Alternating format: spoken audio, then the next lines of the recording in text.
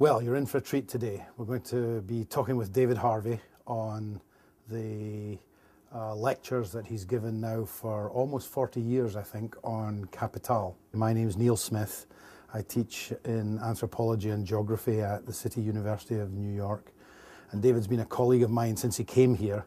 But before that, a long time before that, more than 30 years, I was a student of David's at Johns Hopkins in Baltimore. And that's where I first became not aware of Kapital'i as a book, but that's where I first read through it and did so indeed with David. David, what inspired you to start to want to read Kapital'i back, presumably in the very early 1970s? It was one of those historical moments where it seemed right to do it. I arrived from England, fresh off the boat in the summer of '69. I arrived into a city, Baltimore, where in 1968 there had been tremendous eruption of violence in the city in the wake of the assassination of Martin Luther King. The civil rights questions in the city were blatant. The racism in the city was blatant. The Vietnam War was on, and all the war protests were hotting up. And it was a very, very confused time. And I remember in, I think, December of '69, Fred Hampton got assassinated in Chicago, Black Panther leader. And shortly after that, in May '70, there were the killings at Kent State. Huge student strike, millions of students all over the country just went on strike. And then after that, there were killings at Jackson State. So this was a very, very, very upset time. And I think, for me anyway, there was also a sense that we didn't quite know how to handle, or how to explain this. And I've been sort of trained or as a sort of social scientist thinking about things, and I couldn't find a framework that would really encompass all that was going on. So I said to a few graduate students, hey, why don't we just read Kapital'i? Since it's a book we haven't read, maybe there's something in there that would work. And so a few of us sat down and we ran on a reading group on it, and that's how it all began. And then, having done it once and completely misunderstood the book, completely misunderstood it, now I look back and I'd be embarrassed to listen to what we were saying about this book in the first, it was the blind leading the blind through this enormous text, and we didn't know what we were doing. And then we thought, well, we've done it once, we better do it again, because we obviously haven't got this quite right. But one thing I did learn at that point from that was you only really begin to understand Kapital'i when you get to the end. It's very hard to start off with it, sort of clear kind of understanding. So the second year we decided we'd have another go at it, and we had another go at it. And then I thought to myself, well, this is interesting now. I began to see a framework emerging that could help me explain what was going on. So I thought, well, I should keep at it. And there were people around, like me, who kind of felt they needed a framework. And so, step by step, I started to say, well, I'll do this every year. And of course, one of the things that happens when you do that is that you suddenly find yourself called a Marxist. I had no idea what a Marxist was, and I really didn't, care too much initially, but suddenly, just because you're reading the book and taking it seriously, and you want to know more about how to understand the world through these lenses, you suddenly find yourself in this political corner, and after a bit you say, oh, well, I guess if that's who I am, then that's who I am, so. Right.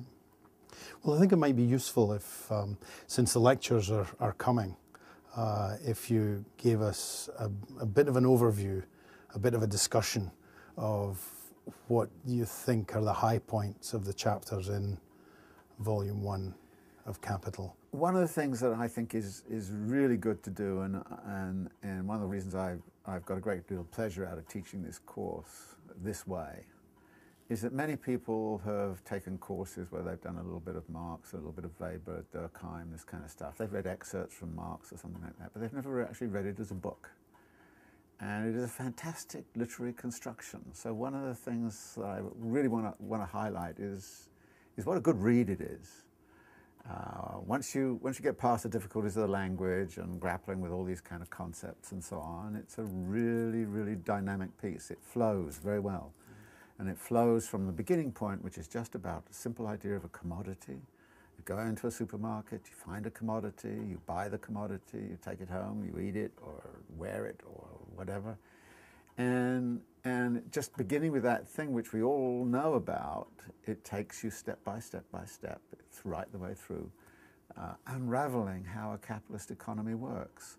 And then it builds around that sort of insights, stunning insights as to why we have unemployment, or why there is a struggle over time. Why is it that capitalists are always trying to snatch time away from you? Why do we live a life where our world is kind of orchestrated around a certain kind of concept of temporality, and what the oppressions are which exist with all of that? So I think it's incredibly revelatory in what it does.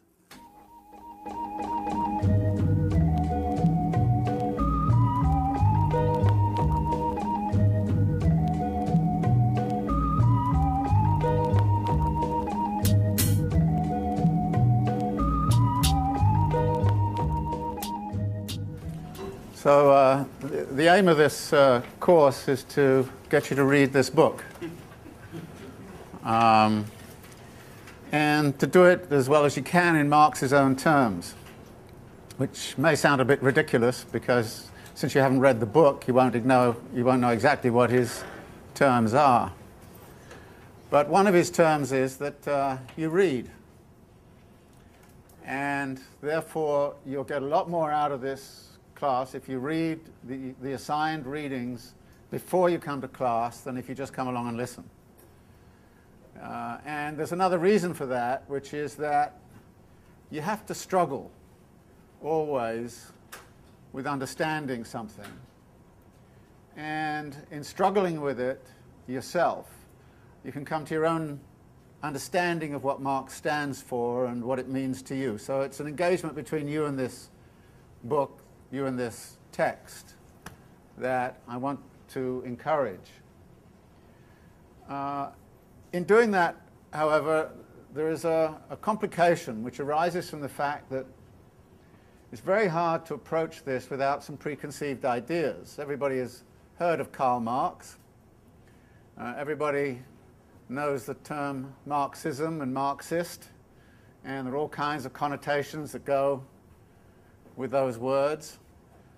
So what I have to ask you at the beginning is to try to lay aside a lot of those preconceptions, a lot of those things you think you know about Marx, and just try to read the text to find out what it really was he was trying to say. And that, of course, is not easy for a bunch of other reasons, which I want to talk about by way of introduction. One of the other preconceptions with which we tend to approach a text of this kind is out of our particular kind of intellectual history and our own particular intellectual formation. And for people who are graduate students, for example, this intellectual formation is very often governed by disciplinary apparatuses, disciplinary considerations, disciplinary concerns. And so the tendency is to sort of read it from your disciplinary standpoint. Well, one of the great things about Marx is he would never have got tenure in any discipline.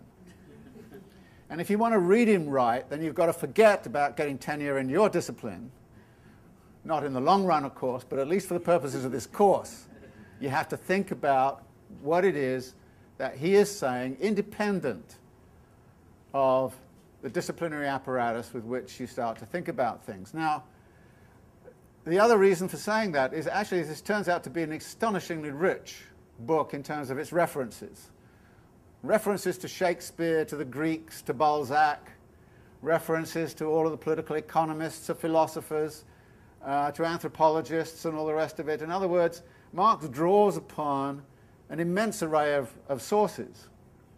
And as he does so, it might be really exciting for you to kind of figure out what some of those sources are. And actually, some of them are quite hard to track down, and I've been looking at this for a long time.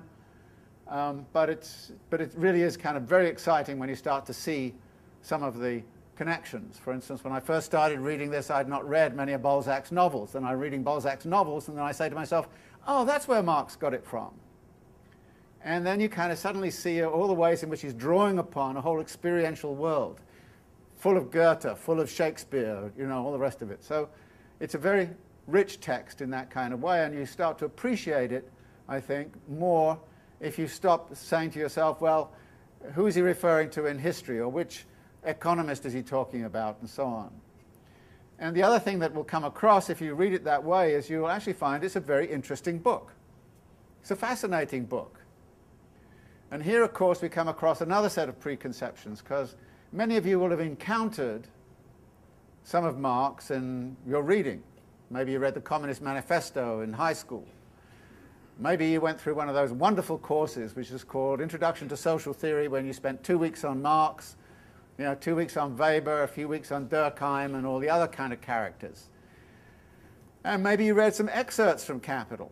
But reading excerpts from Capital is entirely different from reading it as a book, because you start to see these bits and pieces that are excerpts as somehow or other playing into a much grander and broader narrative. And what I think I would like you to really try to get out of this is some sense of what that grander narrative is and what that grander conception is, because that is, if you like, how Marx, I think, would want to be read. He would hate it if somebody said, hey, you've got to excerpt this chapter, or you've got to do this chapter, and you can understand Marx that way. And he would certainly hate it if he knew he was being given 3 weeks in an Introduction to Social Theory class. And I think you should hate that too, because you get a certain conception of Marx from that, which is radically different from the kind of conception you get from reading a book like Marx's Capital. Now, the other thing that happens, of course, from the disciplinary standpoint is that very often people start to reorchestrate their understandings around that disciplinary standpoint. That is, you say, well, I'm not a good economist. I don't get the economics in here at all, so I'm not going to be bothered to follow the economic argument. I'm just going to follow the philosophical argument. And actually, it's very interesting reading Marx from that perspective. Now, I've taught this course now every year since 1971, except one. Some years I've taught it twice. Some years I even taught it 3 times. And in the early years, I used to teach it to all kinds of different groups. One year it was the whole philosophy department from what was called Morgan State College at the time, Morgan State University. Another time it was all the graduate students in the English program at Johns Hopkins. Another year it was economists and this kind of thing. And actually what was fascinating to me was each time you read it with a different group, they saw different things in it. And actually I learned a great deal about the text from going through it with these very different disciplinary groups. Sometimes it drove me crazy, but I learned a great deal. One year, for example, I ran it with a group of people from the comparative literature program at Johns Hopkins, about 7 of them. And we got on to chapter 1, and we spent the whole semester on chapter 1. It drove me nuts. I was saying, look, we've got to get on to the working day, and things like that, very important issues of this kind. And they'd say, no, we've got to get this right. We've got to get this right. What does he actually mean by value? What is actually this money commodity? What is fetish about? What is this really all about? And it turned out that, and I said, well, why are you doing all of this? And they said, well, they're working very much in the tradition of somebody I'd never heard of at the time and thought was obviously an idiot because he was producing this kind of thing. It was a man called Jacques Derrida, who spent a lot of time at Hopkins during the late 1960s, early 1970s, and so actually was very influential in the comparative literature program. Now, one of the things I actually afterwards thought about this was what they taught me was to pay very careful attention to Marx's language. What he says and how he says it and what he means and what he's missing out. And that is also terribly important. And so actually I learned, and I'm very grateful to that group now, apart from the fact that I no longer sound myself like an idiot for saying I had never heard of Jacques Derrida, So it was just very influential to have a group of that kind sort of take me through just chapter 1 with a fine-tooth comb, going through almost every word, every sentence, every connection with the sentences and so on. Yes, indeed, I want to get you to the working day. Yes, indeed, I want to get you through the volume, so we're not going to spend all the time on chapter 1. But this is the kind of thing that different disciplinary perspectives can open up. Because Marx actually wrote this text from those many different standpoints that I've indicated. And I think that we have to recognize how those different standpoints intersect within the text. Now, there in fact are three major areas of inspiration for this work. And they're all powered forward by a deep commitment on Marx's case, in Marx's case, to critical theory, to a critical analysis. When he was relatively young, he wrote a little piece to one of his sort of editorial colleagues at a German journal. And the title of the piece is "For a Ruthless Criticism of Everything Existing." A very modest piece, and I suggest that you actually go read it, because it's fascinating. What he does there is he doesn't say everybody is stupid, I'm going to trash everybody, I'm going to criticize everybody out of existence. No, what he says is there are a lot of serious people who've really thought about the world very hard. And they've seen certain things about the world, and what they have seen is our resource. What the critical method does is to take what they have seen and to work on it and to transform it into something different. And one of the things he later said, which I think captures his method admirably, is he says the way in which you do that transformation is you take radically different conceptual blocks and you rub them together and you make revolutionary fire. And that is in effect what he's doing. He's taking very, very different traditions, pushing them together, rubbing them together, and creating a completely new framework of knowledge. And as he says in one of his introductory prefaces or so on, he says, well, if you're trying to create a new system of knowledge, then you've got to reshape the whole conceptual apparatus. You've got to reshape the whole method of inquiry. Now, the three conceptual blocks that he rubs together in Capital are really these. First, there is the conceptual block of political economy. 18th century, early 19th century political economy. This is mainly English, not solely English, but it's from Locke and Hobbes and Hume to, of course, Adam Smith and Ricardo and Malthus and a host of other figures like Stewart and minor figures. And he subjected all of these people to a deep, deep criticism in 3 volumes called Theories of Surplus Value. He didn't have a photocopying machine and he didn't have the web and all those kinds of things, so he laboriously copied it up by hand, long passages from Adam Smith, and then wrote a commentary on them. Long passages from Stewart, again, long sort of commentaries on them. In fact, what he was doing there was what we now call deconstruction. And one of the things I learned from going through Theories of Surplus Value was how to deconstruct arguments this way. And in fact, what he does is to say, Adam Smith makes this argument. What is he missing out? What is the absence? What is the missing piece in this that really helps pin it all together and, when we put it in there, transforms the argument? So political economy is really quite strong as one of the pieces in the story.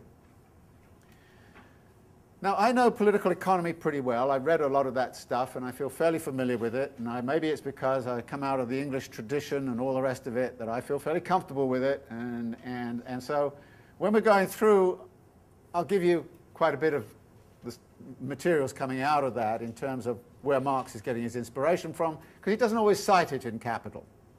An idea comes up which is clearly taken from one place and is very significant, but Marx doesn't always cite it. There are, of course, also some other theorists, even in the United States, but primarily French. So there was a French tradition of political economy too, rather different. So Marx makes reference to that. But that is one, if you like, one of the big areas of his discussion. The second area is German classical critical philosophy, which stretches back to the Greeks. Now, Marx wrote his dissertation on Epicurus, so he was very, very familiar with Greek thought. And of course, the way in which Greek thought came into the German philosophical critical tradition, Spinoza, Leibniz, and of course Hegel and many others, that kind of tradition is also extremely significant. And so in many ways he's using German critical philosophical tradition in relationship to political economy. He's putting them together. And he also drew heavily, in lots of ways, upon Kant. So that tradition is also very significant. I'm not very familiar with that tradition. I'm not deeply trained in that tradition. So those of you who have a deeper training in that tradition than I do will probably spot things that I'm going to miss. This is one of the things I learned when I worked with a group of philosophers who were steeped in Hegel and all that kind of stuff, so I got a very Hegelian kind of view of how Marx is proceeding. I know some of it, but I'm not so strong on it as I would want to be. And I had to say, early on, I had some sympathy with the British economist Joan Robinson when she said she really objected to the way in which Hegel was putting his nose in between her and Ricardo in Marx's work. I had a very sympathy with that. And so some of the problems I have with sort of becoming familiar with Hegel, I have some sympathy with.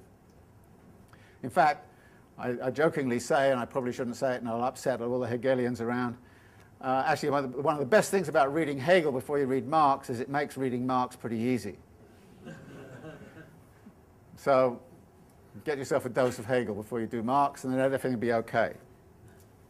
The third tradition that he uses and appeals to a lot is the utopian socialist tradition.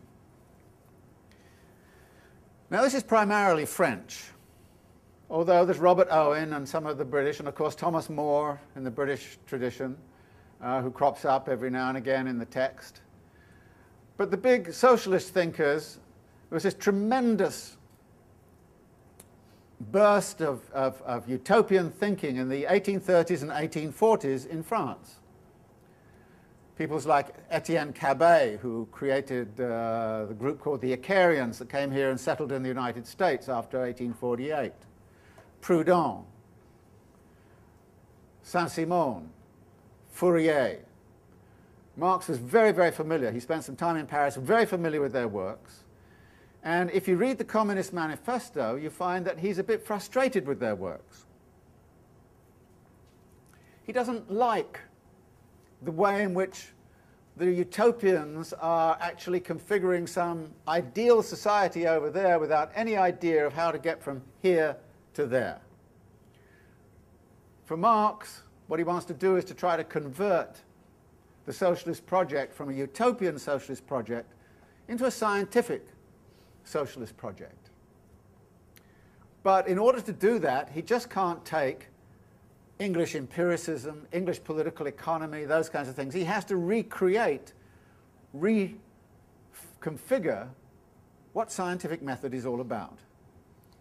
And his scientific method is therefore predicated very much on this interrogation of, if you like, the mainly English tradition of classical political economy, with the mainly German tradition of critical philosophy, with, if you like, the utopian impulse, asking what is communism, what is a socialist society, how can we critique capitalism as, if you like, the third strain which is impelling him forward. Now I'm pretty familiar with the French socialist tradition, particularly of that period, and the utopian tradition of that period, and have even written about it. So I've read a lot of those people like Fourier, Saint-Simon, and Proudhon in particular, and I think actually what happens is that Marx often draws from them more than he wants to acknowledge. Since he'd kind of wanted to distance himself from that overt utopian tradition that was there in the 1830s and 1840s, and which he in many ways saw as part of the chronic failure of the revolution of 1848 in Paris. Since he wanted to distance himself from all of that, what he did was to say, okay, I'm not going to acknowledge them very much at all, but in fact he makes a great deal of use, particularly of Saint-Simon, but also by negation, Fourier. In fact, a lot of his ideas are kind of the negative of Fourier. But so you can't really understand him without understanding who he's negating, and he's negating Fourier in the same way that he negates several of the political economists kind of outright, particularly Malthus, who he had a particularly hard time accepting. So those are, if you like, some of the main threads that come together in this book. I suggested, however, that we should be reading it in Marx's own terms, but that also poses a whole set of difficulties. And Marx himself was aware of this. He interestingly commented in one of his prefaces, and particularly the preface to the French edition, when there was a suggestion that the French edition should be brought out as a serial, you know, and the French like to publish things as feuilletons. That's sort of a paper comes out and it's the first 2 chapters, then another next week, you know, sort of a serialized kind of publication. And what Marx writes, this is in 1872, he says, "I applaud your idea of publishing the translation of Capital as a serial. In this form, the book will be more accessible to the working class, a consideration which to me outweighs everything else." That is the good side of your suggestion. But here is the reverse of the medal. The method of analysis which I have employed, and which had not previously been applied to economic subjects, makes the reading of the first chapters rather arduous. And it is to be feared that the French public, that will include you, always impatient to come to a conclusion, eager to know the connection between general principles and the immediate questions that have aroused their passions, may be disheartened because they will be unable to move on at once. That is a disadvantage I am powerless to overcome, unless it be by forewarning and forearming those readers who zealously seek the truth. There is no royal road to science, and only those who do not dread the fatiguing climb of its steep paths have a chance of gaining its luminous summits. So since you are all here zealously concerned to pursue the truth, I have to warn you that, indeed, the reading of the first few chapters is particularly arduous. It's particularly difficult. And there are a number of reasons for that. One of the reasons is his method, which we'll talk about in a minute.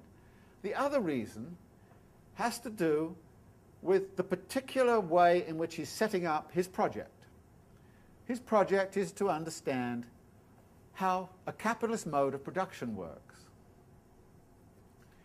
And he has in mind that this is going to be a huge, huge project.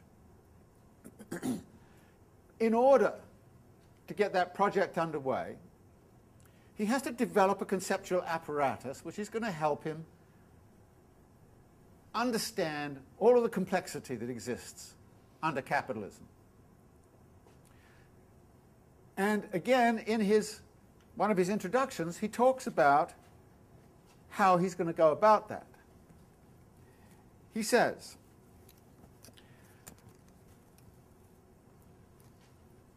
the method of presentation, and we're now dealing with the method of presentation. This is in the postface to the second edition. The method of presentation must differ in form from that of inquiry. The latter, that is the process of inquiry, has to appropriate the material in detail to analyze its different forms of development and to track down their inner connection.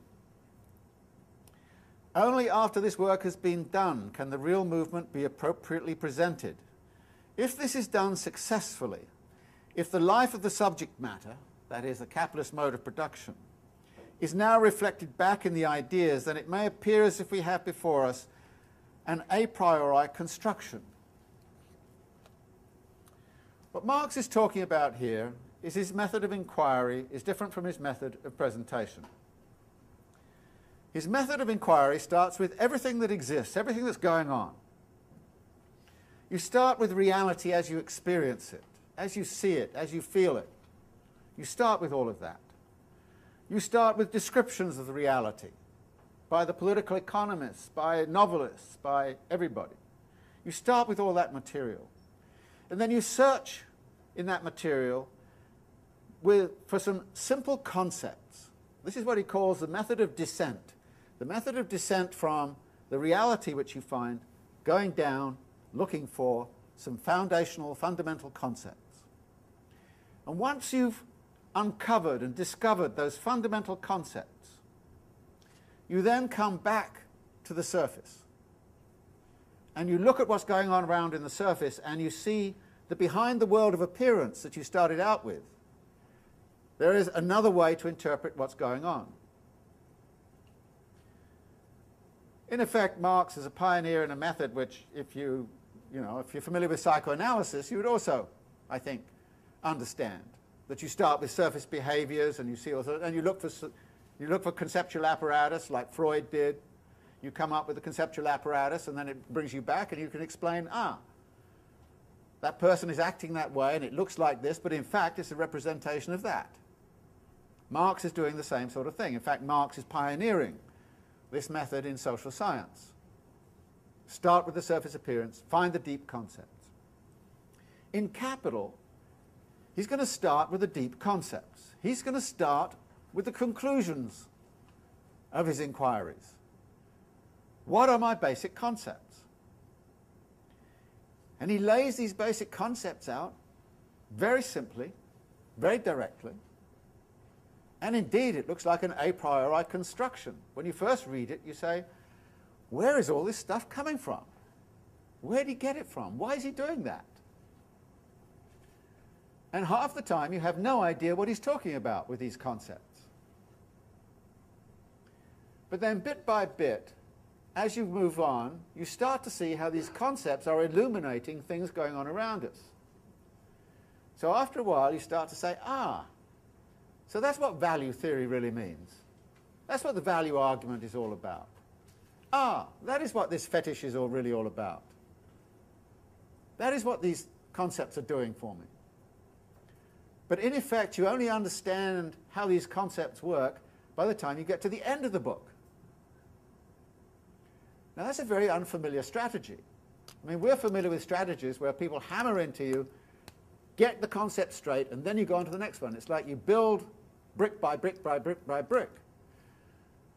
Marx is more like, dissecting an onion. I use this metaphor, it's an unfortunate one, because as somebody pointed out, when you dissect an onion, it usually reduces you to tears. But what he does, in effect, is to start from the outside of the onion, go to the center of the onion, find out what makes the onion grow, and then come back to the surface. So you only understand, at the end of the day, what he's about when he comes back to the surface. And his argument about what makes it grow, and when you start from the inner and you work outwards in these sort of layers, and that's what you do, you perpetually enrich the concepts. Something that seems like a very stark and very abstract concept gradually gets richer and richer and richer as you go on. It's an expansion of these concepts. It's not a brick-by-brick approach at all, and most of us are not used to that. So one of the things you've got to get used to is that this is what's going on. And what that means for you is you've got to hang on like crazy through the first 3 chapters at least, because you probably not really get the sense of what it's all about very well until you get further on down into the text, and then you start to see how these concepts are working and and then, if you like, the proof of the pudding is in the eating, that by the time you start to actually derive some of the consequences that Marx lays out, then, of course, you get somewhere. And included in this is his choice of starting point. As you will see, he starts with the standpoint from the concept of the commodity. Now, this is a very strange starting point. I mean, most of you, when you think of Marx, will think of phrases like, all history is a history of class struggle. So you think, well, Capital should start with class struggle. I don't know, it takes to about page 300 before you get to any class struggle in Capital. Very frustrating for those of you who kind of really want to get in there and think about the class struggle. Why doesn't he start with money? Actually, in his early preparatory investigations, he wanted to start with money. But then he found it was more and more impossible to start with money. Why didn't he start with labor? He could have started all kinds of different places, but he decides to start with the commodity. And if you go back and you read his preparatory writings, you see there was a long period about 20 or 30 years where he was struggling with the question, what's the best starting point to really go after this? What's at the center of this onion, if you want to call it that? When I analyze it, really allows me to understand how the whole thing works. And he decided to start with the commodity. It's an arbitrary starting point. You don't get its logic, he doesn't explain it, he doesn't even bother to try and persuade you about it. He just says, this is where I start, this is how I start to think about it, these are the concepts I'm going to use. Very cryptic kind of beginning to the whole thing, doesn't attempt any kind of persuasion at all. And at that point you kind of say, well, you know, since there's no justification for this, why don't I lay the text aside? Then the thing starts to get a little complicated. By the time you get to chapter 3, which is where most people who read Capital stop reading it, if they're trying to read it on their own, by the time you get to chapter 3, you kind of say, this is impossible, this is not going anywhere. So it's really hard for those kinds of reasons. The other reason it's hard is because, as I've suggested, the conceptual apparatus is meant not just to deal with Capital Volume 1. It's meant to take him all the way in terms of all the other things he wanted to think about.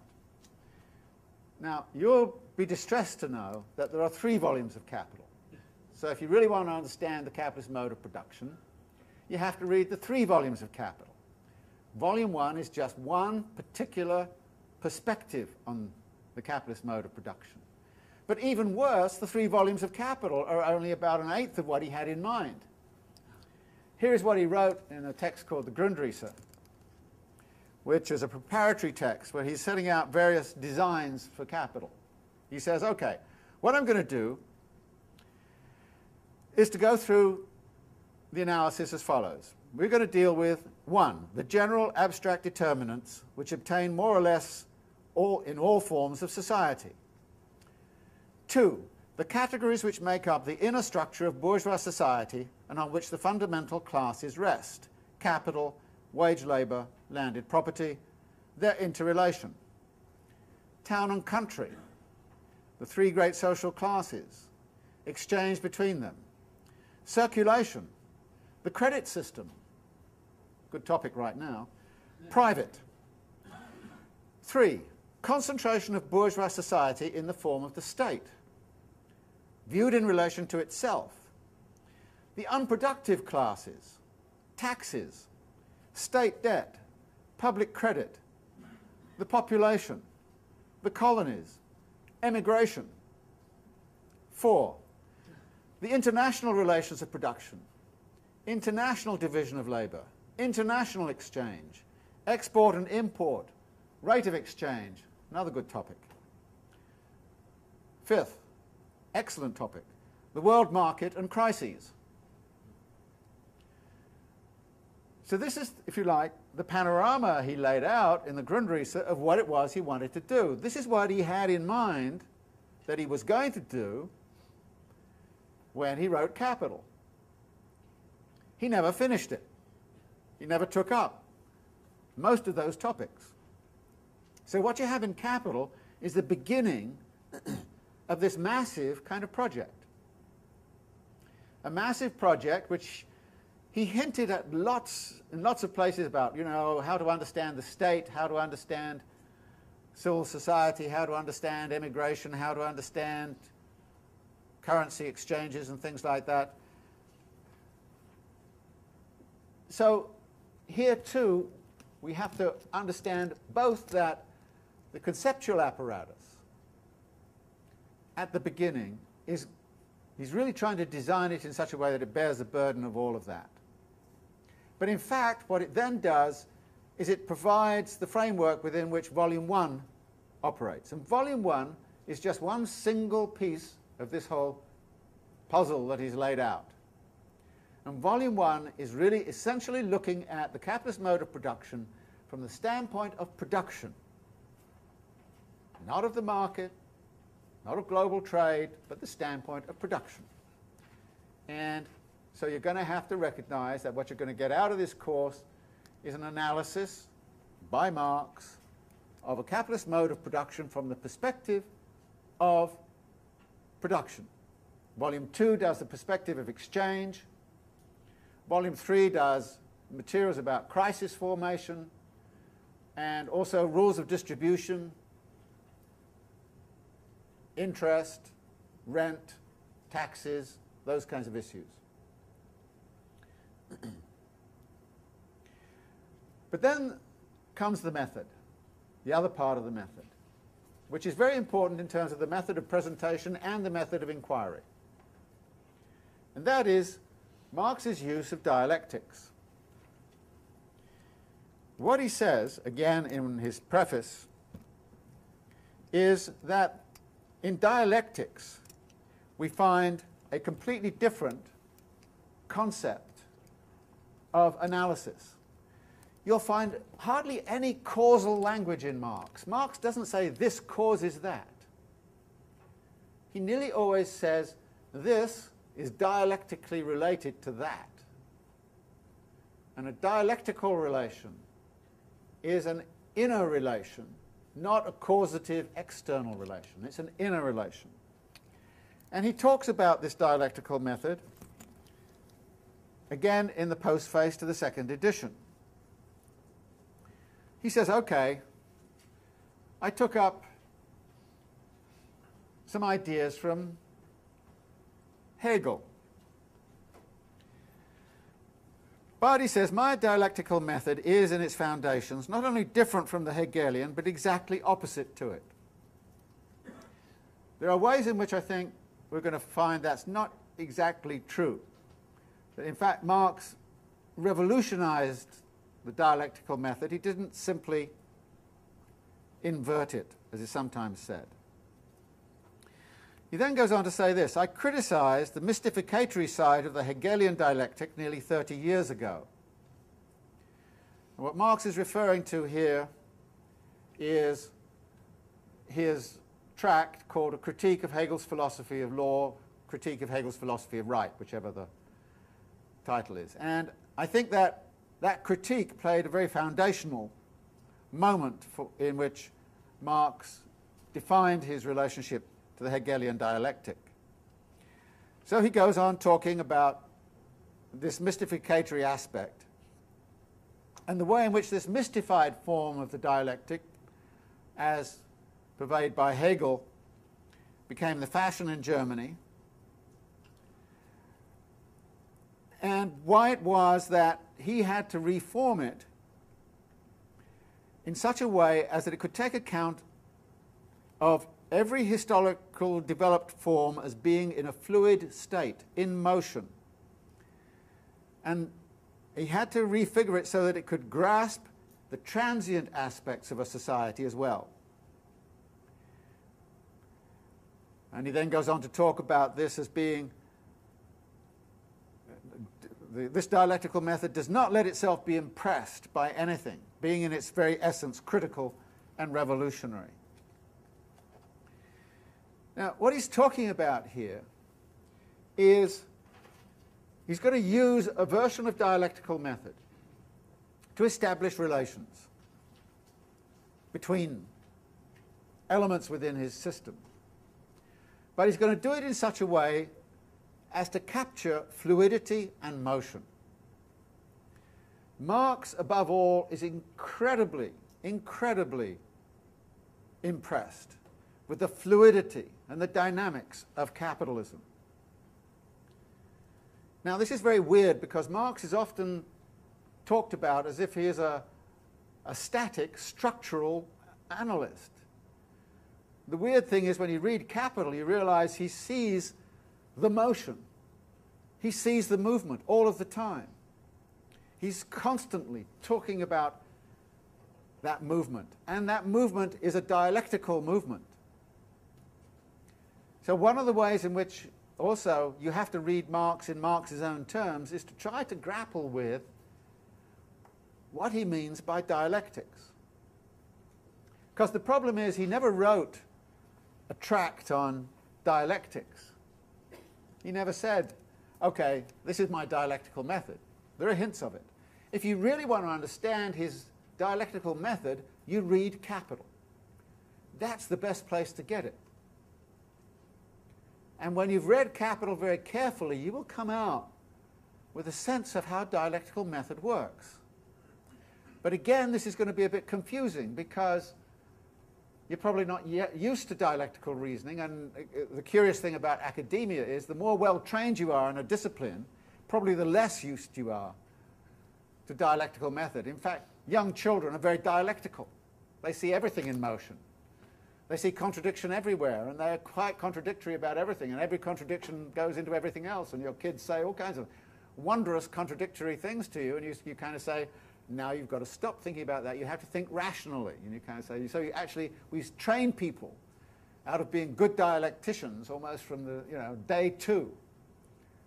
But in fact, dialectical method is intuitively very, very powerful. And in a sense, what Marx is doing is recovering that incredibly intuitive dialectical method and putting it to work both in terms of an analytic schema, as we will see, but also in terms of understanding that everything is in process. Everything is in motion. Everything is defined in those terms. He doesn't talk about labor. He talks about the labor process. Capital is not a thing. It is a process. It is in motion. Value does not exist unless it is in motion. When things stop, value disappears, and the whole system comes tumbling down. And those of you who remember very well what happened in the aftermath of 9/11 was things stopped. Motion stopped. Planes stopped flying. You couldn't get through the bridges. Everything. And in 3 days, suddenly everybody realized that capitalism would collapse if things didn't get in motion again. So suddenly, Giuliani comes on and says, for God's sake, get out your credit cards and go shop. Go back to Broadway. Go back and do this kind of stuff. Go back. Bush even appeared on a TV ad for the airline industry saying, get back and start flying. Get back in motion. In other words, capitalism is, as Jack Kerouac would say, sort of perpetually on the road. And if it's not always on the road, then it's nothing. So Marx is incredibly appreciative of that, and it's very strange to find him so often depicted as this static figure who's got it all worked out. No, it's in motion, it's changing, it's perpetually in motion. So here I think too, what Marx is trying to do is to find a conceptual apparatus that will help you understand that motion. And so some of his concepts are formulated in such a way that they're about relations, they're about transformative activity. This is like this at this moment, and it's like that at the next moment. And this can get quite confusing. But what he's trying to do is to get behind the confusion, come up with a conceptual apparatus, a deep structure, if you like, which is going to help you understand all of that motion which is going on around us perpetually. And particularly the way in which motion is actually instantiated within a capitalist mode of production. So one of the ways in which I think you have to try to understand Marx is by appreciating his dialectical method. Now, there are a lot of people, including many Marxists, who really don't like his dialectics. There's a whole sphere called analytical Marxism, for example, which kind of says, all of that dialectics, they actually like to call themselves no bullshit Marxists, because they just basically say all that dialectics is just BS. And then there are actually other people who want to somehow or other take something that's very dialectical and turn it into a causative structure. And in fact, there's a whole positivist version of what Marx says. That is, strip away the dialectics. Now, this may be perfectly correct. I mean, I'm not making an argument saying, the analytical Marxists are wrong. I'm not going to make an argument that kind of say the people who turn it into a kind of positivist mathematical model are wrong. Maybe they're right. But what you have to do, if you're going to understand Marx's texts in Marx's terms, is you're going to have to grapple with the dialectic. And it's fine afterwards if you want to say Marx is wrong, the dialectic is wrong, I don't like it, it doesn't work, and this kind of thing. That's fine. But before you say that, you've got to understand what it is and how it's working. So part then of what we want to do is to spend some time recognizing that dialectical aspect of Marx and seeing how it works. Now there's one final point before we get to a break. I've asked you to try to read Marx in Marx's own terms, but obviously I'm your guide, and so you're going to read it with my help, and my terms are going to be very important.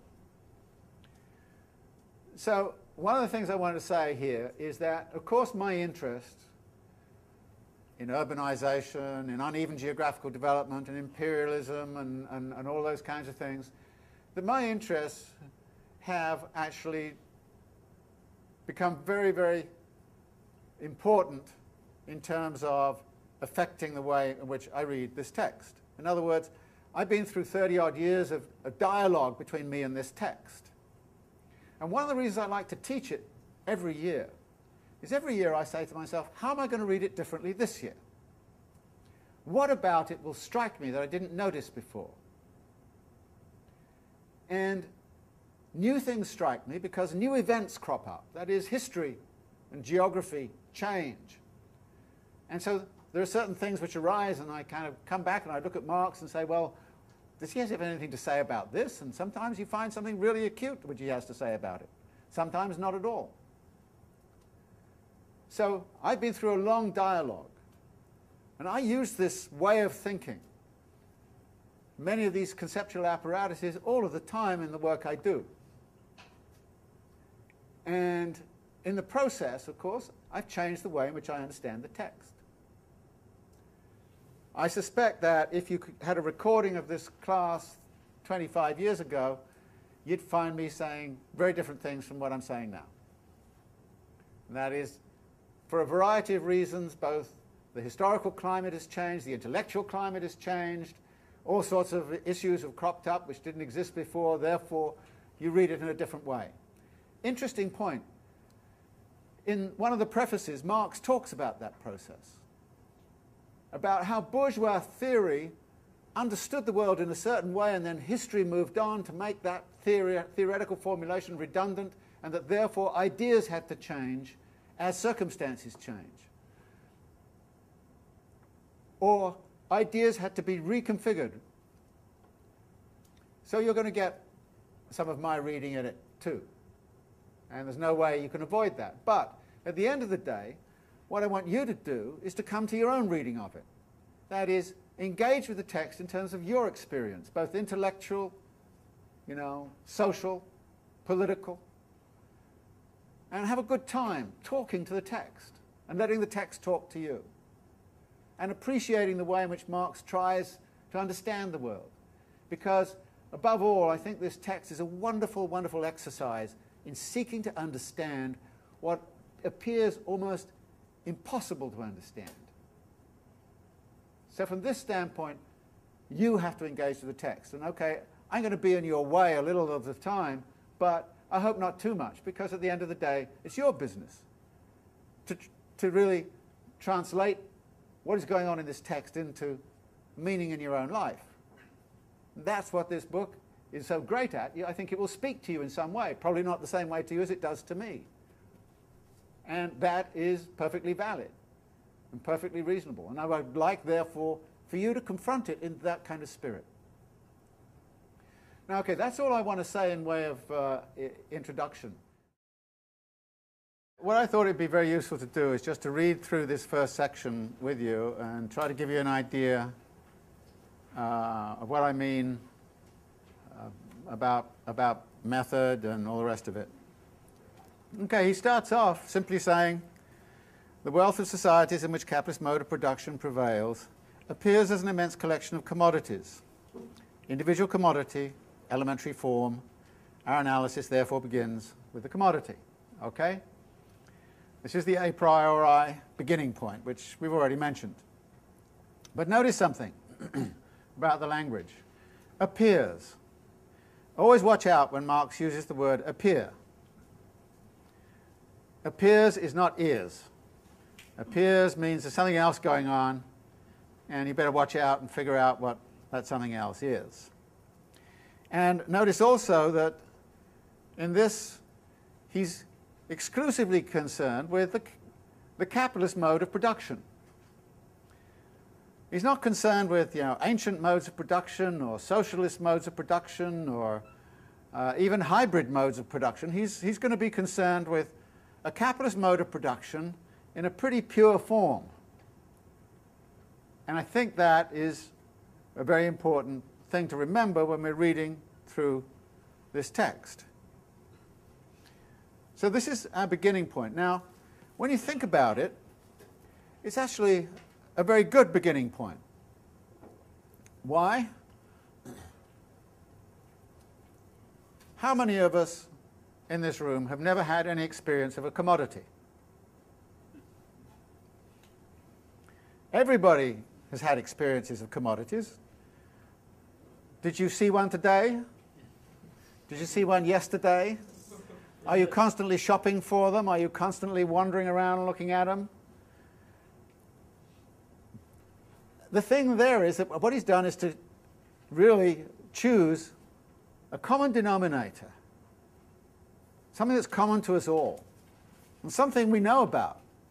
We go into the shop, we buy it, and it's absolutely necessary to our existence. We can't live without consuming commodities.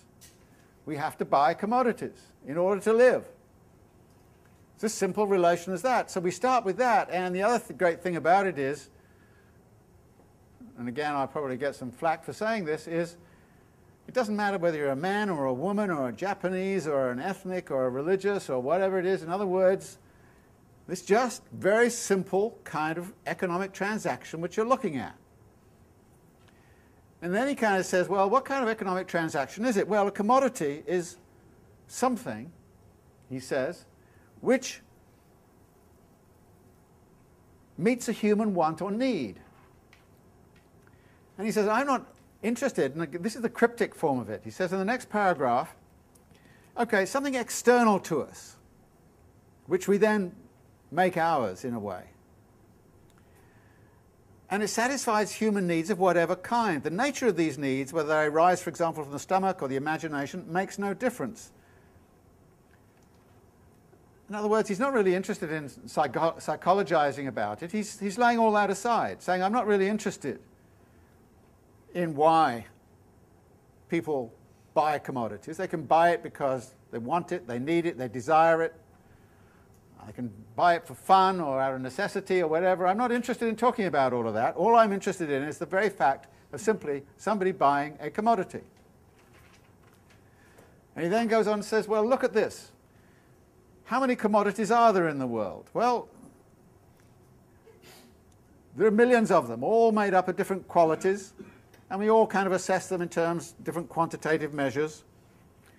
And he again shunts this aside and says that the discovery of these ways and hence the manifold uses of things is the work of history. So also is the invention of socially recognized standards of measurement for the quantities of these useful objects. The diversity of measures for commodities arise in part from the diverse nature of the objects to be measured and in part from convention. The usefulness of a thing makes of it a use value. First big concept, use value. It's useful to you. I'm not interested in discussing how it's useful to you. I'm not interested in discussing the history of use values or anything of that kind or the way in which they're measured, this kind of thing. All I'm interested in is the concept of use value. Notice how he's abstracting very fast. And he talks in one of the prefaces about the problem for a social scientist like himself is that you can't go into a laboratory and isolate things and run experiments. So what you have to do in order to run an experiment is to use what he calls the power of abstraction. And you see immediately the commodity is central. I'm abstracting from human wants, needs, and desires. I'm abstracting from any consideration of the specific properties of things. And I'm just going to home in on the fact that, in some sense, this commodity has something called a use value. And this then immediately leads him into, down the bottom, about the middle of the page 126, he says, in the form of society to be considered here, i.e., within a capitalist mode of production, they are also the material bearers of exchange value. Again, watch this word bearers. A commodity is a bearer of something, is not to say it is something. It is a bearer of something which we've yet to define. And how do we think about it? Well, when we look at exchange processes, geographically, temporally, what we find is an enormous kind of process of exchange, of market exchange. We see different ratios occurring between shirts and shoes, depending upon the time, depending upon the place. We see different quantitative relations between bushels of wheat and pairs of shoes and tons of steel and that kind of thing. So the first sight, what we see in the realm of exchange is exchange values which are incoherent. They're all over the place. As he says, exchange value appears to be something accidental and purely relative. And consequently, an intrinsic value, i.e. an exchange value that is inseparably connected with the commodity inherent in it, seems a contradiction in terms.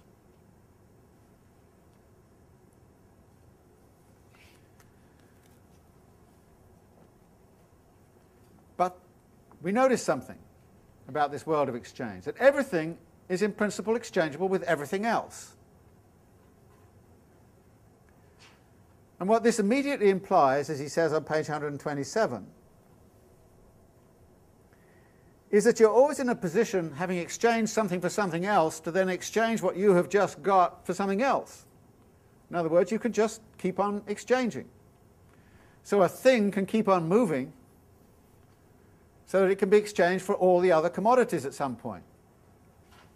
And if that is the case, he then says, on 127, it follows from this that, firstly, the valid exchange values of a particular commodity express something equal.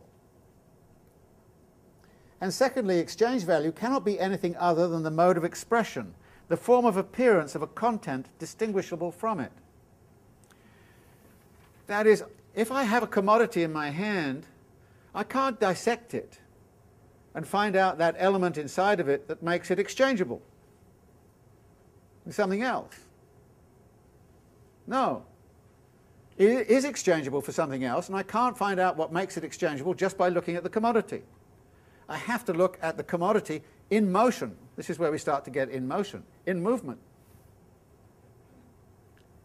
I have to look at it, and as it moves, it's obviously expressing something about exchangeability, a commensurability in exchange.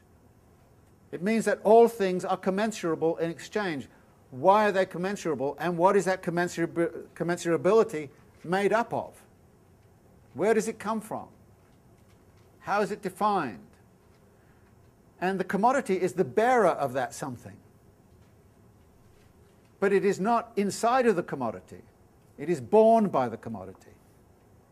It's a relation inside of the commodity, not a material thing. And he then goes through corn and iron and gets into one of his geometrical examples, but says, crucially, right in the middle of the page, each of them, as far as it is exchange value, must therefore be reducible to this third thing, whatever it is. And this common element cannot be geometrical, physical, chemical, or other natural properties of commodities, he says further down the page. Now, we're hitting something here which is rather significant. Now, Marx is often depicted as a sort of a grubby materialist. Everything has to be material.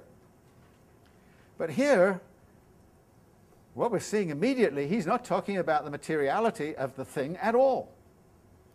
You can inspect the materiality of the commodity all you like, and you won't find out the secret of its commensurability and its exchangeability. You won't find it.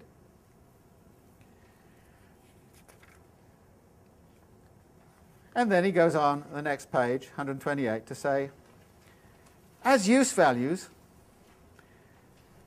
commodities differ above all in quality, while as exchange values they can only differ in quantity. That is, how much of this exchanges for how much of that. And therefore do not contain an atom of use value. The commensurability that he's talking about is not constituted out of the utility of something. So he then goes to say, if we then disregard the use value of commodities, only one property remains. And here we're going to have another a priori leap. What's the property? They are all products of human labour. That is what they have in common. And what exchange values are, and use values are bearers of, is that quality of being products of human labour. But he then immediately goes on to say, what kind of labour is it?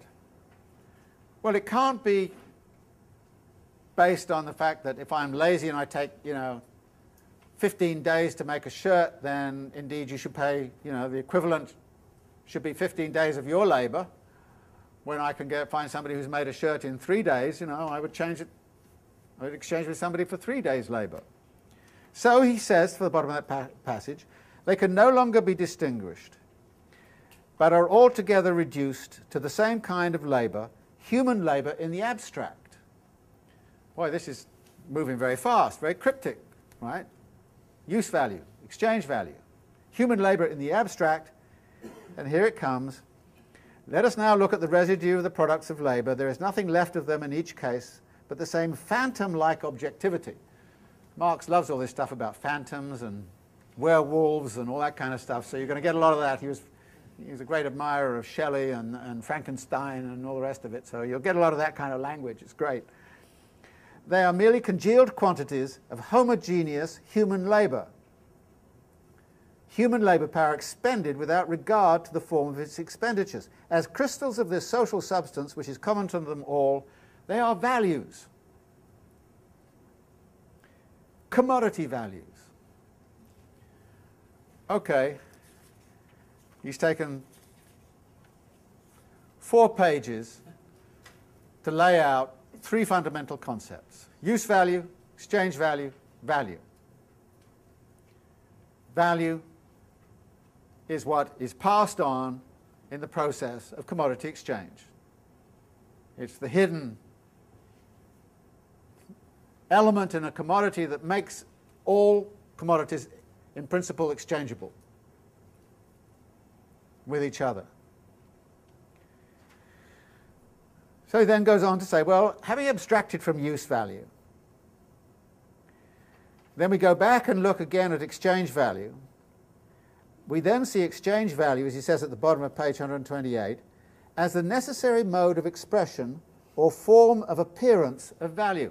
Appearance, form of appearance, but this now you're looking at the other way. That is, there's something mysterious about the exchangeability of all of those commodities. There's something mysterious about the way in which all of those commodities can be commensurable with each other. And the mystery is that they're values. But values are represented now by exchange value. So exchange value, i.e. how much you actually get for the product in the market, is a representation of value. It's a representation of labour. Now, when you go into the supermarket, can you see the labour in the commodity? But it has an exchange value, right?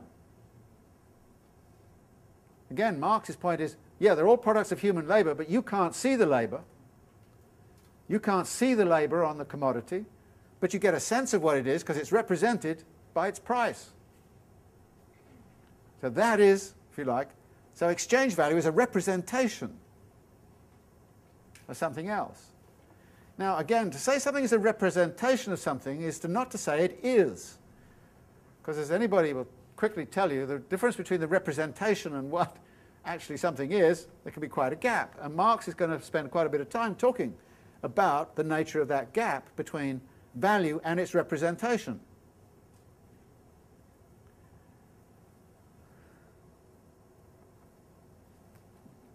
So, top of 129, he says, a use value or useful article therefore has value only because abstract human labour is objectified or materialised in it. Objectified. Again, a very important kind of concept. A process, in fact, a labour process, becomes objectified in a thing. This is an idea that's going to become very important in Marx. You have a thing, and then there's a labour process. What's the relationship then between the process and the thing? This is going to come up again and again and again in the text. Processes and things. The thing is a representation of the process. If you want a simple example of that, if I set an examination right now and made you write out a little paper as to what these concepts mean, and then graded you, I'd be grading you on the thing. What would it have to do with the process that's going on in here? And you might feel very, very, outraged that I graded you C or D or F or something like that because you haven't quite got it yet, when in fact you're struggling in the process. The intellectual labour process of trying to command what the hell is going on in this text is a very important thing. But if I try to test it as a thing, and actually education is full of this kind of problem. Education is about a process. It's about people learning things. It's about process, thinking, all this kind of stuff. And we're constantly testing how good people are in terms of that process by the things they make. Dissertations, essays, papers, multiple choice questions, all the rest of it. So what Marx is doing here is to say, well, the representation, i.e. the exchange value, is something which you can really, you really see, but it's representing something which is value. And as we will see, value is always in motion. And that means that a process is objectified in a thing. A labour process, a potter making a pot, is finally objectified in the thing, and it is the thing which is sold in the market, not the process. But the thing would not exist without the process. So the process has to be objectified. I mean, there are some people who'd love to write a dissertation without ever actually producing the thing. You can come in and say, oh, the process is great. Oh, yeah, okay, PhD immediately. But of course, no, you've got to objectify it. And as everybody knows who's gone through this to some degree, you can have great ideas and think it's fantastic, but when you try to objectify it on paper, you say, good God, what nonsense this is. And so you've got to, so Marx is talking about that relationship, but that's implied in this, immediately in this notion of objectification. Human labour is objectified and materialised in this thing called a commodity. But then inside of that thing, the quantity is measured by the duration of the labour which is put into the thing. And that itself has measures, which he said, scale of hours, days, etc. Again, there's a reference here, coded reference if you like, to the way in which the capitalist mode of production sets up a certain notion of temporality. Time. How does capitalist mode of production structure time? And Marx is going to make an argument and say, well, you've got to understand a lot of it has to do with the fact that time is money. Time is connected to value in a certain kind of way, and therefore even our measures of time start to take on a certain kind of allure simply because of the way in which a capitalist mode of production works.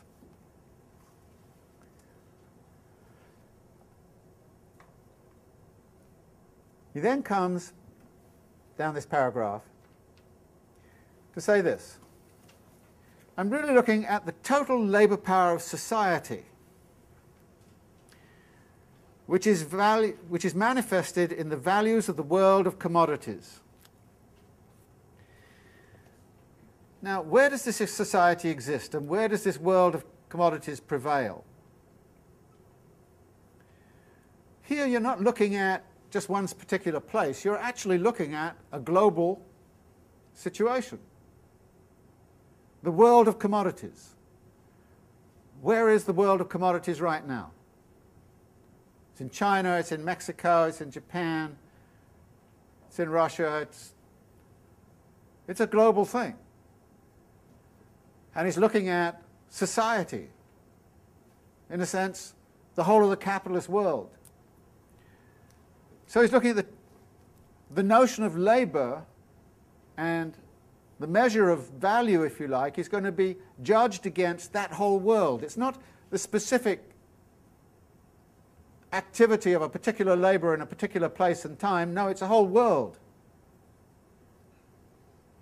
A global situation, even at this point. And actually, there's a brilliant sort of description of globalization, if you want to call it that, in the Communist Manifesto, where Marx talks about the impulsions of the bourgeoisie to create the world market and the consequences of making that, in which old industries get destroyed, new ones get created, there's tremendous kind of fluidity. So Marx is writing this in a context where the world was opening very fast through the steamship and through the railways and all this kind of stuff to a global economy.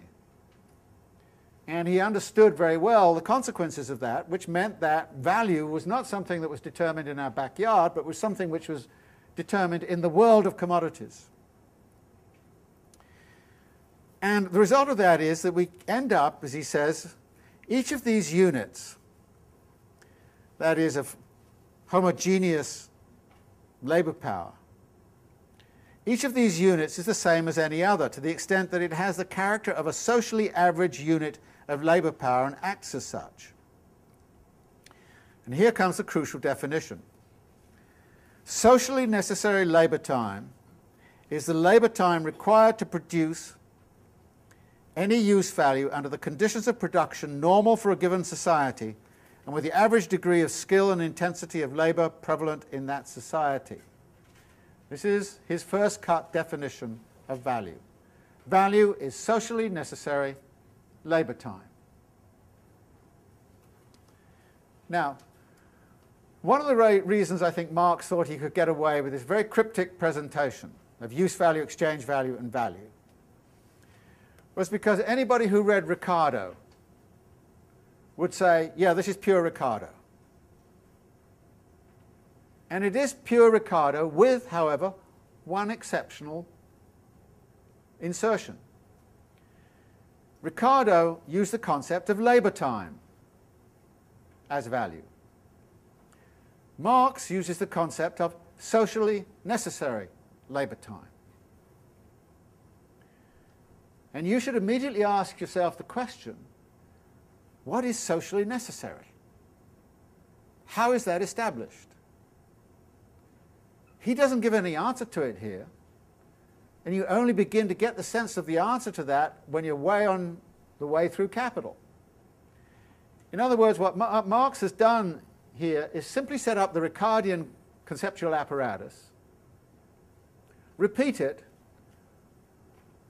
and in a sense say Ricardo missed something out. It is not adequate to call value labour time. We have to insert that question mark, what is socially necessary labour time? How is it determined? Who determines it? And that is the big issue. And I would submit actually it continues to be the big issue in global capitalism. Who and how is value established? I mean, we all like to think we have our own values and all this kind of stuff, and everybody likes to go on talking about, values. But Marx is kind of saying, look, there's a value which is being determined by a process that we do not understand. And it's not our choice. It is something that is happening to us.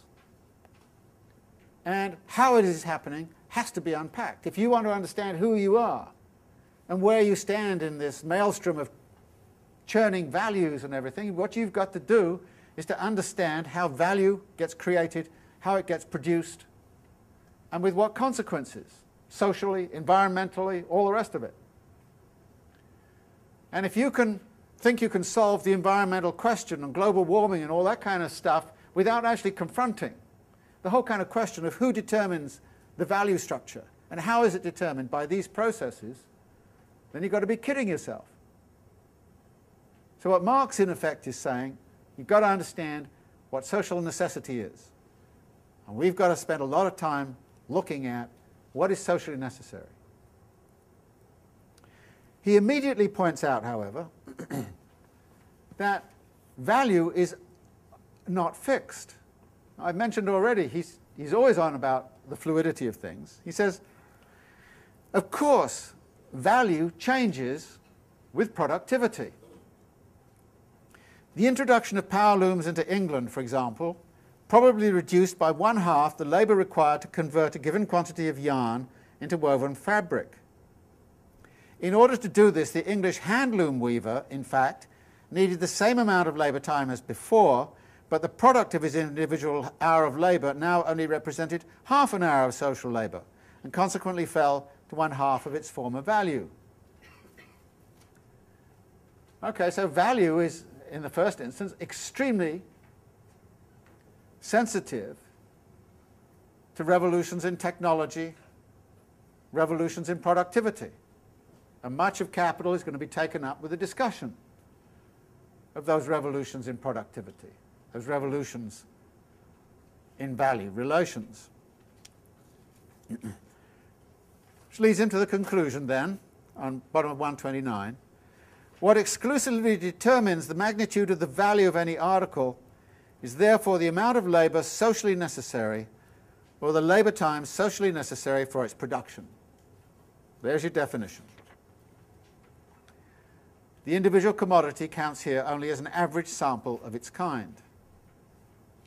And then he reiterates, and you often find Marx doing this, by the way. He repeats himself. He kind of figures that you didn't get the handloom, power loom example, so he's going to hammer it home by pointing out that the value of the commodity does not remain constant. This is on 130. If the labour time required for its production also remained constant, but the latter changes with every variation in the productivity of labour. And he then goes on to talk about this. But notice, this is determined by a wide range of circumstances. It is determined, amongst other things, by the worker's average degree of skill, the level of development of science and its technological application. Marx is very hot on the significance of technology and science to capitalism, the social organisation of the process of production, the extent and effectiveness of the means of production, and the conditions found in the natural environment.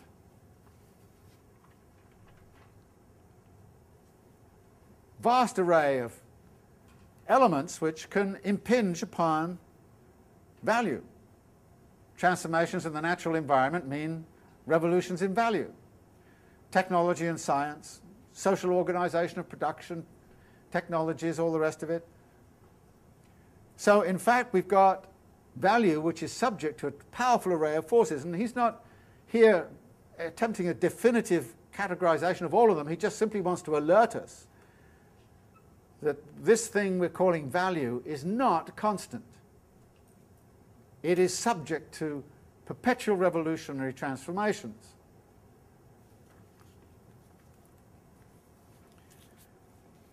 But then a peculiar thing happens. Right last paragraph, 131. He suddenly says, a thing can be a use value without being a value.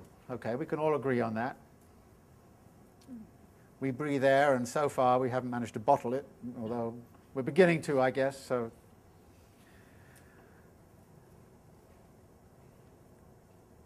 a thing can be useful and a product of human labour without being a commodity. I grow tomatoes in my backyard and I eat them. Lots of people, even within capitalism, actually produce a lot of things for themselves. With a bit of help from do-it-yourself and all the rest of it. In order to produce the latter, that is, commodities, he must not only produce use values, but use values for others. Furthermore, just not simply use values for the lord and the serf would do, but use values which are going to go to others through the market. Okay, so it's use values which you're producing, which are going to be sent to market. Finally, he says, nothing can be of value without being an object of utility. If the thing is useless, so is the labour contained in it. The labour does not count as labour and therefore creates no value. Now, you seem to dismiss and abstract from use value earlier on. Say, I'm not concerned with use values, I'm not interested in them, etc. I abstract from them, I get to exchange value, and that gets me to value, but now I've got value, but now I'm saying, it doesn't matter what kind of labour went into something. If somebody doesn't want it, if it doesn't meet a human want, need, or desire, then it ain't value. So value is also dependent upon it being a use value for somebody, somewhere. You have to be able to sell it. So what he's done is to suddenly bring back use value into the idea of value. Now, there's a very interesting kind of little bit of a structure that goes on here. It goes like this. And this is what I would like you to do at the end of almost every section you read. Think about how the conceptual apparatus is constructed and how it hangs together. And what we've got here is something that goes like this. We've got the commodity. And we said, actually, the commodity has a dual character. It has a use value.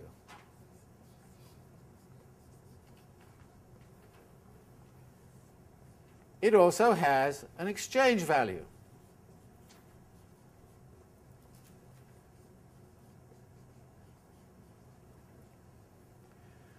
Exchange value is a representation of something. What is it a representation of? It's a representation of value.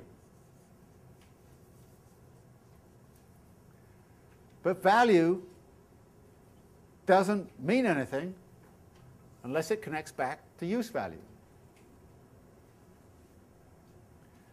What is value?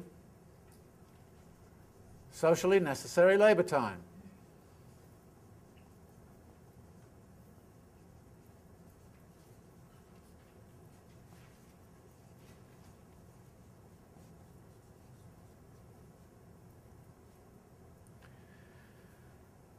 Now, if you own a house, are you more interested in its use value or its exchange value? Yeah, you're interested in them both. You like to have your cake and eat it, right?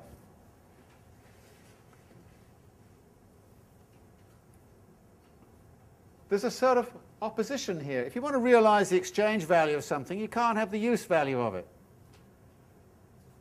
If you have the use value of it, then it's difficult to get the exchange value unless you do a reverse mortgage or, you know, all those kinds of things that people did over the last few years.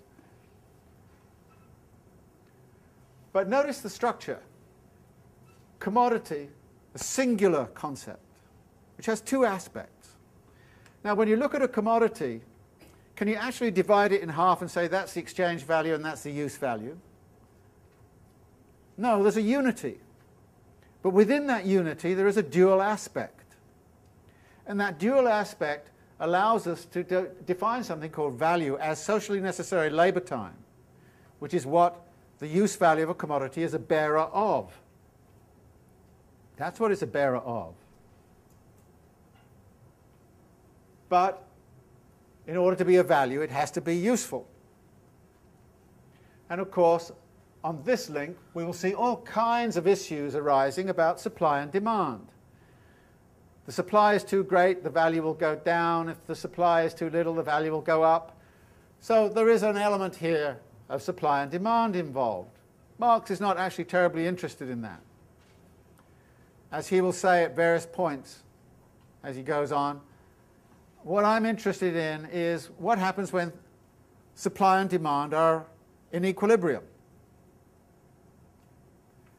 When they're in equilibrium, I have to have a different kind of analysis, and the value of the commodity is fixed then by this socially necessary labour time, whatever that social necessity is. So what you've got here is something of this form, which then allows us to talk about the value of a commodity. We can talk about commodity values. We've got to the point where we understand commodity values are constituted as socially necessary labour time. Now this is partly what I would suggest is Marx's dialectical method working here. Would you say that exchange values cause value? Would you say exchange values cause use value, or use values cause, or anything causes anything else? This is an analysis which is not causal. It's about relations, about dialectical relations. Can you talk about exchange value without talking about use value? No, you can't. Can you talk about value without talking about use value? No, you can't. In other words, you can't talk about any one of these concepts without talking about all of the others. This is what I mean about, sort of beginning to sort of work through the conceptual apparatus of the onion, It's an organic hanging together, a set of relations between these concepts. But we've also seen that we're going to be talking about motion, about movement, about the making of things, about labour processes which become objectified in use values and which become represented by exchange values. So we've got a very interesting kind of conceptual framework here, which is not about causality at all. It's about interrelations. And by understanding them, you start to see also certain tensions. I've already mentioned that, yes, it would be very nice to have use value and exchange value at the same time. But a lot of the time, we're faced with a difficult choice. Do I have the use value, or do I realize the exchange value? Or do I give up the exchange value and get the use value? And those are the daily decisions we have to make when we go into the market, right? Do I give up the exchange value, money, for this, or do I not? Do I hang on to the money, or what do I do? So Marx has set up something which is explaining something, already. And even as he explains it, however, he's not saying, well, this caused that. So it's not a causal analysis. This is what I'm beginning to what I want you to start to think about as a dialectical mode of argument, which is already revealing something about the kinds of choices you make when you go into the supermarket and the kinds of things you see in the supermarket. You're going to get a representation of human labour in the supermarket. You're not going to see the human labour, you're going to get a representation. You're going to have to deal with the representation as it is objectified and as its value is represented. And then you have to make a decision about use and exchange value. So this is a way of situating what people do on a daily basis. And you can see that this apparatus, although Marx doesn't take it in the way that I'm taking it, but if you think about it, you see immediately what this can help you understand. So you just don't learn it as a formal abstraction. You try to put sort of meat on the bones of this by sort of thinking through, well, what does this actually mean? How does it help me understand things that are going on around me?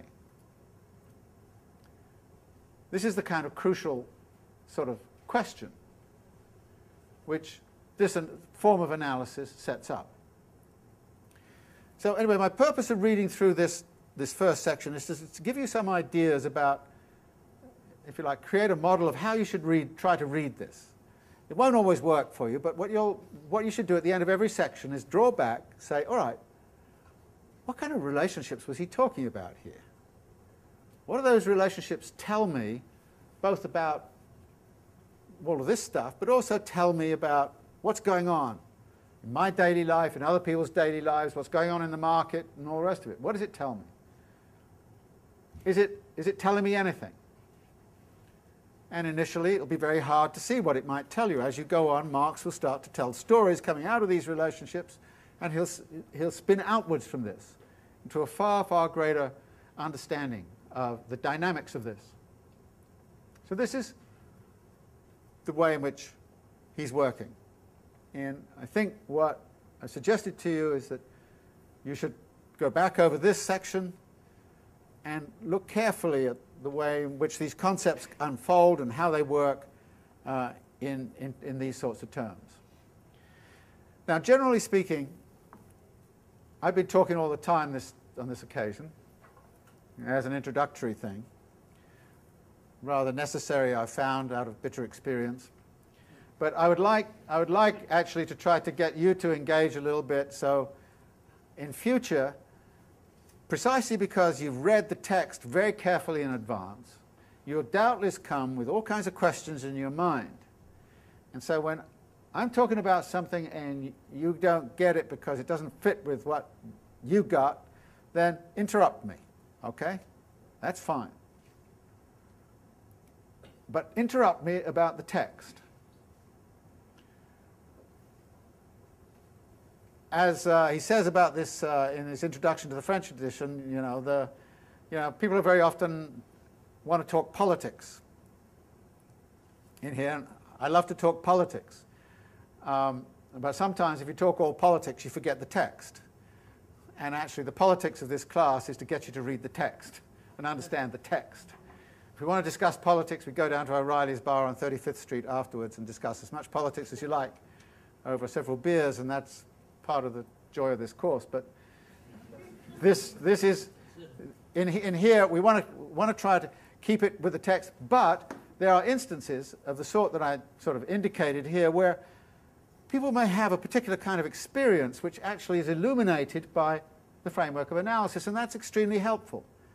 When people can kind of say, yeah, that reminds me of, when I was working for AT&T, this happened, and this happened, and this happened, and that's exactly what Marx is talking about. In other words, there are constant ways in which this refers to experience. So I don't mind some of that. In fact, that's always very, very useful. But really, what we're trying to do is to try to make sure we get through the text, and we have also a little bit more fluidity, so that I'm not just preaching all the time and telling you all the time, a little bit more fluidity so that you can get into discussing some things. Now, we have about 10 minutes left, so if anybody wants to raise some issues about what we've done. Jessica. I was just wondering, because I think that in the philosophical tradition, when we speak of value, you usually have this conception of something that is absolute or that has an independent existence grounded in reality. And I'm wondering whether we can understand Marx's definition of value as socially necessary labor time as itself something that is socially conditioned, and is there any way that is totally outside? Might there be a social configuration that we can imagine in which value is actually itself its representation, when those two things are reconciled, or is value kind of always inevitably a chimera? No, I think you've got to understand Marx's concept of value is something which is internalized in the processes of a capitalist mode of production. And what he will say to you is, you may have alternative values, and that's fine. And you can dream about them and want them and all this kind of stuff, but they don't mean very much unless you can transform the real value system which is governing our daily lives, which is this one. So Marx is not against necessarily thinking about alternative values. And in fact, I think one of the big issues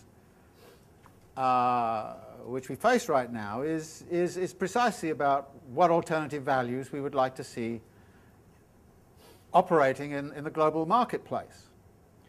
Values of fairness or values of, and this is particularly coming up in the environmental issue, for example. People want to talk about environmental values, which should be in part of this. And I think the answer, again, as I've suggested, is Marx would say that's fine. Well, he might not say that's fine. He has a particular kind of aim of where he wants to go with it. But I think theoretically he would say that's fine. But in order to make your notion of value work, you have to confront the one which is actually dominating us in terms of what's going on in the supermarket, how we're living our daily lives, and all the rest of it. And we're talking about a value theory which is implicated inside of a capitalist mode of production. Now, there's been a categorical mistake in many instances, precisely because value is located in relationship to labor and labor processes, that there's been a lot of thinking in socialist societies of taking Marx's labor theory of value also almost as a normative device to think about how socialism should work. But this is not what Marx is saying. He's saying value is inherent within a capitalist mode of production. And we have to come to terms with what that value is. Now, there are alternative value theories. And, you can philosophize about them and think about them and worry about them socially, politically, all the rest of it. But his point is, as I've suggested, you've always got to come back to confront this one, because this is very basic to how capitalist mode of production works. And if you want to instantiate a different set of values, then you've got to overthrow a capitalist mode of production. And that's his revolutionary intent. Sorry, there was a question here. Yeah, I just was wondering if you could talk a little bit about how we should think about objectification, because I know the preconceived notion I bring to it is much more static in terms of as labor is objectified, it moves away from the laborer, and there's this separation. How can I think about that in terms of more process-oriented? Well, again, the thing is not is not a. For instance, just to give you an example, let's suppose the labor produces a house. Okay, the laborers that produce the house move away from it, but maybe other laborers move into it. And then there's the issue of, is that house then fixed forever in terms of its value? Well, given the way he set it up, the answer is no. Because let's suppose there are revolutions in technology which suddenly make housing production much easier.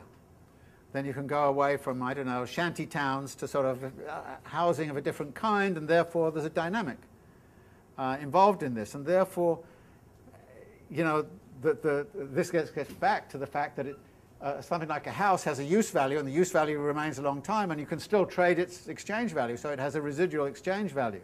So that you can, so again, there's a dynamic here. So it's not, so the thing and the qualities of the thing are not fixed. In fact, again, there's a lot of dynamism in it. But again, Marx, by and large, is not going to be concerned about that in Capital. He's going to sort of say, okay, I'm going to assume it's fixed for the moment. But nevertheless, what he's saying here is, watch out, it's always in motion, it's never fixed, it's always changing, it's a dynamic concept, not a static one. And the objectification is there, but again, the meaning of the objectification itself changes over time and according to place. So, there are all those elements within it. Yeah. Does the particular vision of the capitalist world that Marx deals with diverge? I mean, obviously diverges somewhat from ours in the modern day, but specifically with the way laws and, create a proprietary, like only certain companies can make one thing, and then, corporations sort of dominate the scene. It's not a free market protectionist laws, changing trades. Does that affect the values being purely about the socially necessary labor time? Well, that's one of the questions which you have to ask about what is socially necessary labor time. How is it determined? To what degree is there monopoly power in the market which is determining it? To what degree is there imperialist politics which is determining it? To what degree is there colonial enslavement which is determining it? In other words, those are open questions. And Marx is very much open to discussing those sorts of questions in principle, but again, what we're going to look at is Marx's conception of a pure capitalist mode of production, which in many ways, as we will see, is guided by the vision of classical political economy.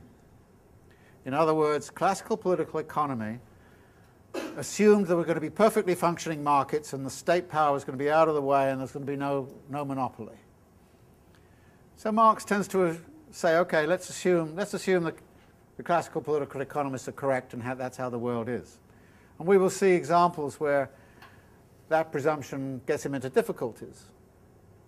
But actually there's nothing in this conception that says you can't consider all those things, because for me anyway, the category socially necessary is something which is perpetually open. It's constantly changing. What is socially necessary now, as opposed to what was socially necessary in 1850? It's very different. And so, you know, I would want you to think about this as having a flexible reading of this, but realize that Marx is using it in a very specific way, in a very specific situation, for very specific purposes. Yeah. Does socially necessary imply the amount of labor required for a laborer to reproduce him or herself? Socially necessary can include that kind of question. As many socialist feminists pointed out in the debates of the 1960s, 1970s, you know, the whole kind of question of socially necessary has to take into account certain basic costs of reproduction that are borne inside of the household and which may be disproportionately borne by women, even though actually if you look at the whole history of the Industrial Revolution, it was women's labor in the factory that was fundamental, as it is today. I mean, most of the global proletariat right now is women. So the kind of social reproduction aspect of it and how to integrate that into socially necessary has been a contentious issue amongst Marxists. Okay? And what you have to remember, by the way, is that Marx was a little skeptical of this term Marxist. He once said, "I am not a Marxist." And what he meant by that was there were a lot of things that were being said in his name that were not exactly what he had to say. So again, that's one of the reasons I want you to sort of think about this in Marx's own terms, and because you know, it's very important to realize how he expands this notion of social necessity. We will see. How you might want to expand it is again something that's open to discussion and debate. How we should expand it in terms of a socialist project or a socio-ecological project or a social feminist project or whatever, how we should expand it, again, is something very much up to us. And I don't think Marx would want to be read as somehow or other providing a gospel within which you can find yourself.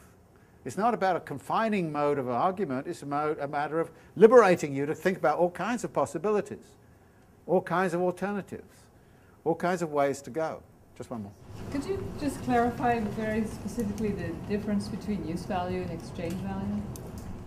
Use value is a shirt and a shoe, whatever you use. The exchange value is shirts and shoes in the market and what the price is on them, put very simply. And it's I don't like to use the word price at this point because we haven't talked really much about money, but when you get further down the line, you'll see it's really about prices realized in the market, and the exchange value is the price of a commodity. Okay, we should leave it there, so thanks very much, and we don't meet next week, right, because it's, what is it? Labor Day. Oh, Labor Day, what a good idea. So next time I want you to read the rest of chapter 1 and chapter 2. So we want to get to the end of chapter 2. Chapter 2 is pretty short.